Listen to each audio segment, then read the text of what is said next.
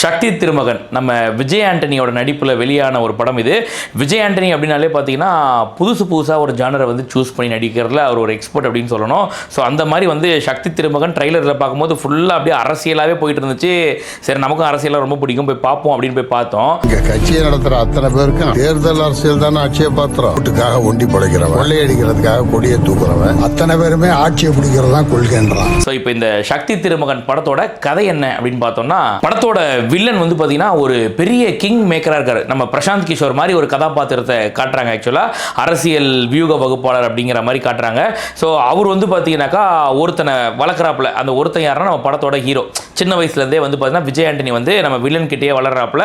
அப்போ வந்து சும்மா துடைக்கிறது கொள்றது அந்த மாதிரி வேலை பார்த்துட்டு இருந்தவர் அப்படியே ஒரு படிப்படியாக மேலே போயிட்டு இப்போ என்ன பண்ணுறாருனாக்கா, அரசாங்கத்தில் வந்து ஒரு வேலை நடக்கணும் அப்படின்னாக்கா நம்ம போய் நிற்போம். இப்போ கவர்மெண்ட் ஆஃபீஸில் போய் நிற்கிறோம். அங்கே நிற்கும் போது வேலை சரியாக நடக்காது. எதுக்கடலாம் இல்லை அப்படின்னு சொல்லிட்டு அனுப்பிவிடுவாங்க.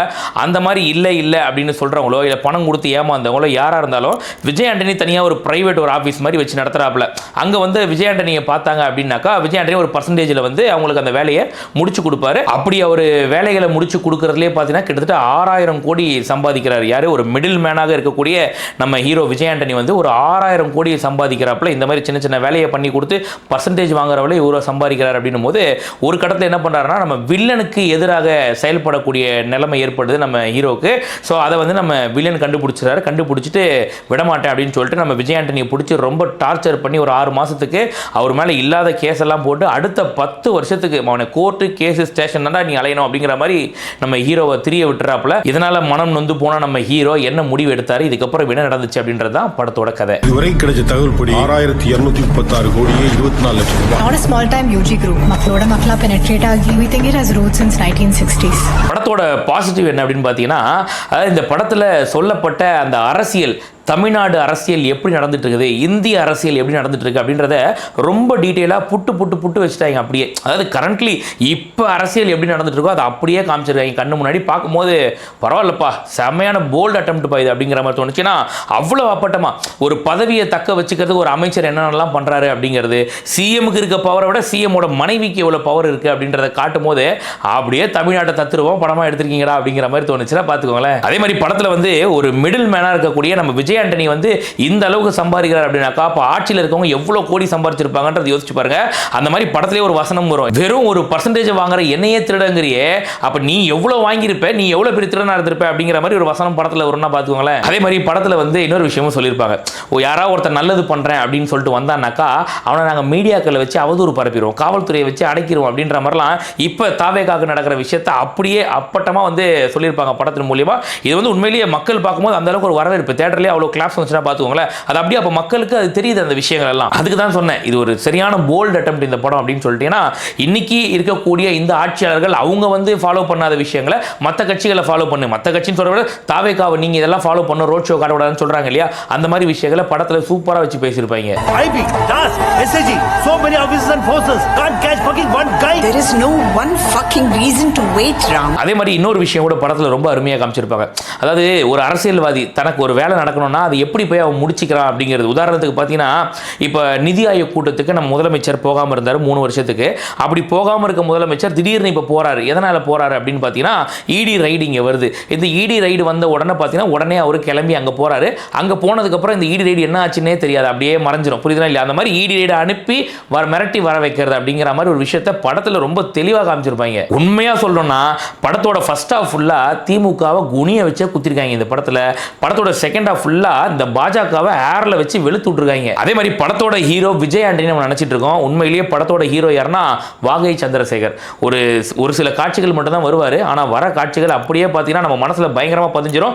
அந்த அளவுக்கு பயங்கரமான அரசியல் பேசிட்டு போயிடுவார் அவர். அவர் வர காட்சியெல்லாம் குறிப்பாக பார்த்தீங்கன்னா, அதாவது வாகை சந்திரசேகர் தான் வந்து விஜய் ஆண்டனி எடுத்து வளர்ப்பாப்புல. அப்போ வந்து நல்லது சொல்லி கொடுத்து வளர்ப்பாப்புல. இந்த மாதிரி அரசியல் இப்படிதான் இருக்கணும் ஒரு புரிதலை சொல்லி கொடுத்து வளர்ப்பாப்புல. அப்போ அவர் வந்து அரசியல் புரிஞ்சுக்கிட்டு அவர் நல்லவனா வளர்ப்பாப்புல. யார்? விஜய் ஆண்டனி. அப்போ நீங்க உடனே ஒரு கேள்வி கேட்டக்கூடாது, அப்போ அப்போ ஊழல் பண்ண சொல்லி கொடுத்து வளர்த்தா ஊழல்வாதி ஆவாங்களா அப்படின்னு கேட்டக்கூடாது, அது எனக்கு தெரியாது. அதே மாதிரி படத்தில் இன்னொரு காட்சி ரொம்ப அற்புதமாக இருக்கும். 2 அரசியல் கட்சிகள் தேர்தலுக்காக அப்படி வரும். இந்த தெருவில் ஒரு கட்சியும் அந்த தெருவில் ஒரு கட்சியும் அப்படி வரும்போது பார்த்தீங்கன்னா ஒன்னோட ஒன்று மீட் பண்ணிக்கும். மீட் பண்ணி வந்து நம்ம ஏதோ சண்டை போட்டுப்பாங்க போல அப்படின்னு பார்த்தாக்கா கட்டி பிடிச்சிட்டு போகிறாங்க 2 பேரும்.